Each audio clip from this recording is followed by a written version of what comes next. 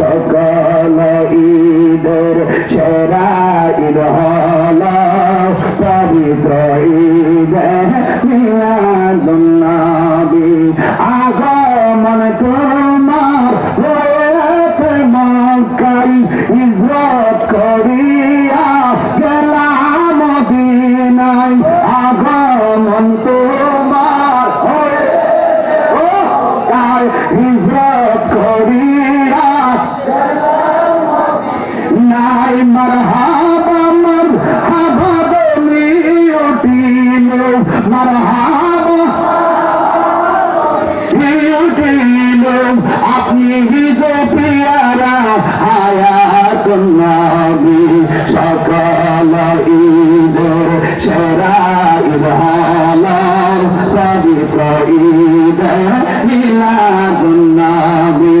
সকল ঈদের সেরা ঈদ হল পবিত্র ঈদ মিলাদুন নবী।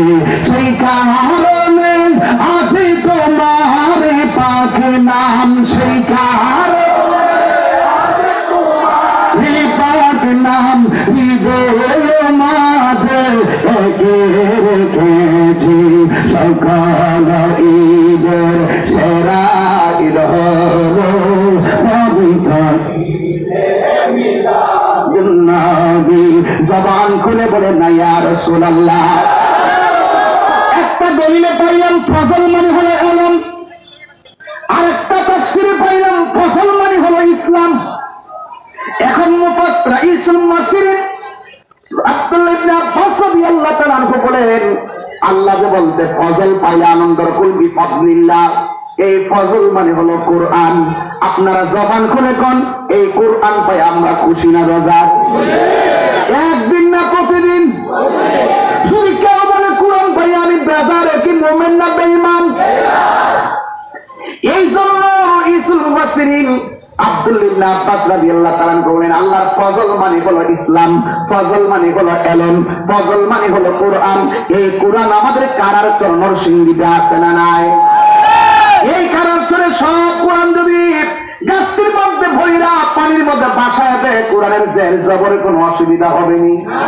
কেন হবে না? আল্লাহ বলছেন ইন্না নাহনু নাযালনা যিকরা ওয়া ইন্না লাহু লাহাফিজুন।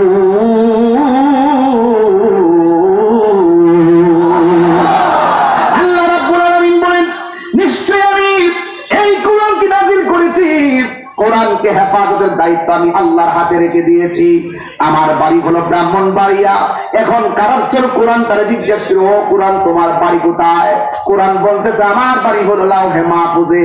যেই জায়গার মধ্যে কোরআনটা অঙ্কিত, ওই জায়গার মধ্যে কোরআনটা সংরক্ষিত, ওই জায়গার ভিতরে কোরআনটা সংরক্ষিত একবার প্রমাণ হয়ে যায়।